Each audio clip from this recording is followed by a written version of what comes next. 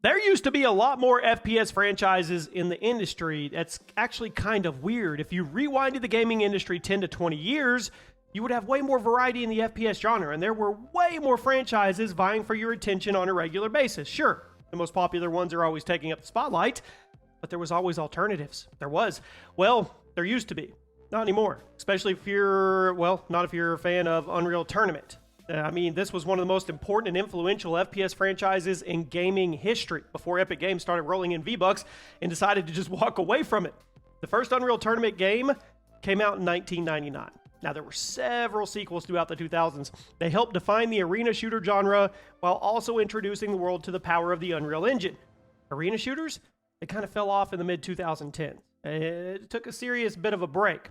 But there was a reboot in development throughout the mid-2010s, and people actually got to try it. Reviews were really good. But like I said, once Epic Games got a taste of that Fortnite gravy train in the late 2010s, they were not interested in doing anything with Unreal Tournament ever again. The reboot was canceled, and Epic has been really bad at making sure the older games are still accessible. Probably because they don't want anybody to focus on Unreal when you could be focusing on all the V-Bucks you could be buying instead. It's yet another series that was ditched by a AAA company because it wasn't making as much money as their other franchise. Speaking of which, let's talk about another annoying example of just that. Medal of Honor. Who's with me here? This used to be one of the most popular FPS franchises in the world, but after Call of Duty and Battlefield went mainstream, EA didn't know what to do with itself and it anymore, and they made a lot of bad decisions. There was a time when there was a new Medal of Honor game coming out almost every year, but that also led to a serious dip in quality. After modern-day military shooters like Battlefield 3 and Modern Warfare came along and made the FPS genre a blockbuster, EA decided they needed to reinvent the wheel with Medal of Honor. That was Medal of Honor 2010. It was a series reboot and a blatant COD 4 ripoff. It was a bad idea all the way around. The COD players didn't think it was good enough to switch over, and the longtime Medal of Honor fans were pissed off at how different it was from the established formula. EA tried a second attempt at a modern-day Medal of Honor with Medal of Honor Warfighter, but that was just a terrible game all the way around. Led to the series completely falling off a cliff. The only Medal of Honor game to come out in the last decade was Medal of Honor Above and Beyond, which is this stupid, crappy VR experiment that was pretty blatantly just trying to milk what was left of that IP. Medal of Honor was the perfectly solid World War II series, but EA didn't think it was making enough money. And then when Battlefield made it big, EA decided that any shooter not making as much as Battlefield needed to die. Seriously, thanks for that, EA. We all truly appreciate that. Now, let's get off the EA wagon and let's go over to Sony. Sony seriously needs to figure out what they're doing with their first-party games, because constantly remastering and remaking the same third-person action games over and over again is not going to keep the people happy, especially if you're someone who remembers franchises like The Resistance. Who remembers when Sony used to make shooters? Resistance debuted in 2006, developed by Insomniac Games, of all people, set in an alternate version of the 1950s where a bunch of aliens are trying to conquer the Earth. The gameplay was solid, the visuals they were super impressive for the time, and there were several sequels and spin-offs. Once the PS3 era ended, sad to see it go, Sony lost interest in games like this. The last Resistance game was released in 2012, and it was exclusive to the PS Vita. For some reason, did you own the Vita? And since then, nothing. Silence. Crickets. Sony doesn't want to fund exclusive games anymore unless they're cinematic third-person action games with some stealth thrown in on the side, and as much as I love those games, it unfortunately means all those FPS franchises they used to fund are sitting in a closet now somewhere. They are getting the Toy Story treatment. Let's talk about another one that fits exactly in that category. Killzone. Resistance and Killzone go hand in hand, or at least they used to. They were flagship PlayStation exclusive shooter franchises. They did pretty well for themselves before Sony decided all their games needed to be 90% the same, and that is where Sony fanboys write angry essays in the comment section to me, assuming they haven't already. But this was the baby of none other than Guerrilla Games. The people would go on to make Horizon Zero Dawn. It was actually pretty unique as a AAA FPS game go. It was a futuristic sci-fi series with a pretty elaborate conflict going on between the humans and a species of aliens. So you got to jump between their native planet as well as futuristic Earth colonies to see the conflict from both sides. There were 4 mainline Killzone games and a handful of spin-offs, but the last one to be released, I think it was Shadowfall in late 2013. It was also the only Killzone game to get a PS4 release, and honestly, I think this one stings the most because Sony clearly meant for Killzone Shadowfall to be one of the main PS4 system sellers at the beginning of the console's life cycle, but then they didn't fund a single Killzone game after that. So what the heck was the point of using Killzone as a selling point of the console if you were going to abandon the entire franchise? And guess what? I'm not done talking about FPS franchises that Sony completely abandoned. Who remembers SOCOM? SOCOM. This was a series of tactical shooters that spanned from all the early days of the PS2 all the way through the end of the PS3. And yes, I know this is technically a third-person shooter, but I'm going to put it on the list because parts of it were in first person. And I'm also trying to prove a point here about how Sony was completely ditching the idea of supporting single-player shooters. SOCOM, realistic tactical shooter franchise.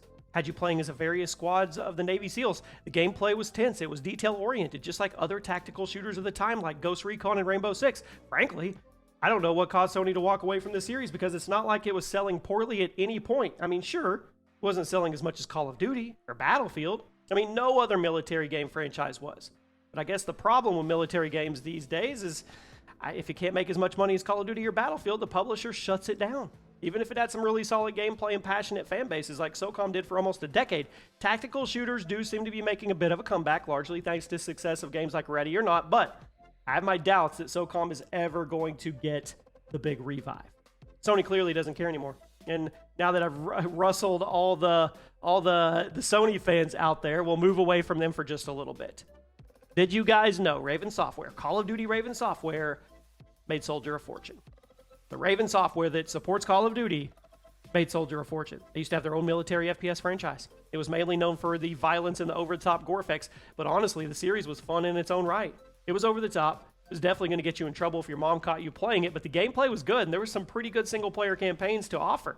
They were tonally kind of like the Expendable movies, where everything was completely ridiculous and absurd, but all the characters were taking everything so seriously you couldn't help but laugh your way through the carnage. And yeah, the violence was over the top.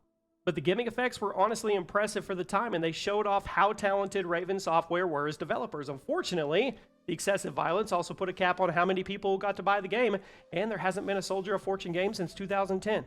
And now Raven Software is part of the Call of Duty machine. I highly doubt they ever go revisit it. This next one hurts. It hurts. It was so freaking good. And we know it's never going to be revived because the developer was shut down a few years ago, and I don't even know if anybody has a solid claim on the IP anymore before it shifted ownership so many times. We're talking about Time Splitters. It was developed by a studio called Free Radical Design, considered to be a spiritual successor to GoldenEye 007, one of the best FPS games ever made, and Perfect Dark.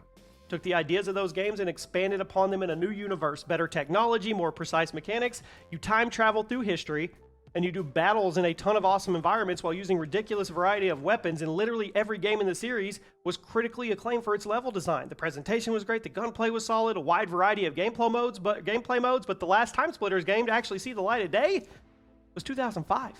And since then, just been cancellation after cancellation up until the developers were shut down in 2023. Now, I'm pretty sure the original games have been re-released on modern consoles, but if you can't get hold of an official copy, I highly recommend you emulate them because they are truly some of the best FPS games of their time. All three of them are masterpieces, and it's a shame that the series has been dormant for over 2 decades, 20 years, despite the numerous attempts to get a new game off the ground. Now, let's move over to Gearbox. Before Gearbox was milking Borderlands and paying for Randy Pitchford's fart-smelling sessions, they were responsible for a dramatic and extremely well-received World War II series called Brothers in Arms.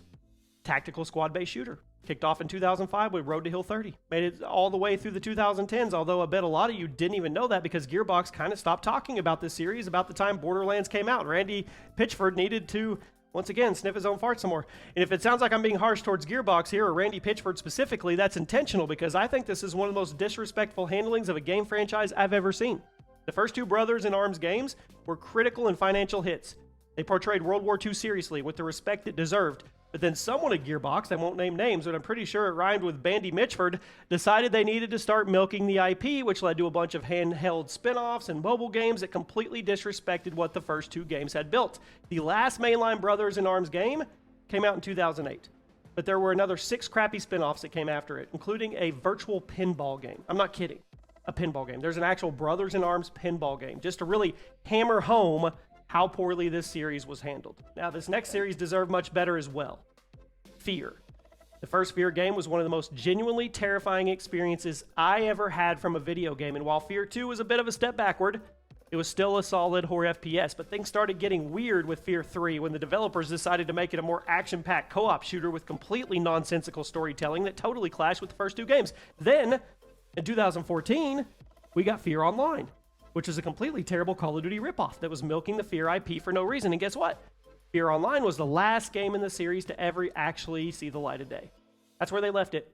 What started out as one of the greatest and most technically innovative FPS games of all time ended with a crappy, buggy, unbalanced Call of Duty ripoff that was shut down and deleted from the internet less than a year after release. And since then, there's been talks. There's been talks about some kind of remake or reboot, but nothing has materialized. You can still get hold of the original 2 games on Steam, and I think they're worth it because they hold up amazingly, but as for the future of Fear, it looks kind of scary. Yeah, see what I did there? And now, of course, we've arrived at the top. I mean, we're never getting another Duke Nukem FPS. I mean, yeah, sure. We'll get another 20 re-releases of Duke Nukem 3D, maybe even more than that. But as for new games set in this franchise, no way it ever happens. Duke Nukem 3D was one of the most innovative and important games of the 90s. It pushed the build engine to its absolute limit and proved what could be done with environmental interaction in a video game. Then everyone had to wait almost 20 years for the sequel, which was Duke Nukem Forever. It was one of the worst FPS games ever made, and ever since then, Duke hasn't done anything except re-release and remaster Duke Nukem 3D every few years. Seriously, 3D is giving The Last of Us a run for its money with how much it's been milked by its owner. And the fact of the matter is, Duke Nukem simply can't exist today. Even though it feels like the perfect time for him to make a comeback, other 90s shooter franchises, Doom, Wolfenstein, they're thriving. They're thriving because of successful reboots, but despite being part of that initial FPS wave, Duke simply has to be retired because the modern gaming landscape is not going to like him. He's crass, he's a womanizer, he's over the top, he's everything the game journalists and AAA publishers freaking hate about video games, and it's honestly a shame that the last new Duke Nukem game was Duke Nukem freaking Forever. One of the most truly terrible games I've ever played in my life. Now, I have no doubt in my mind, somebody can make an incredible Duke reboot, I just don't think it's going to happen. There you have it. Those are FPS franchises that just poof, vanished, or were mistreated to the point where they disappeared anyway. Let me know 2 that I didn't mention. I'll see you soon.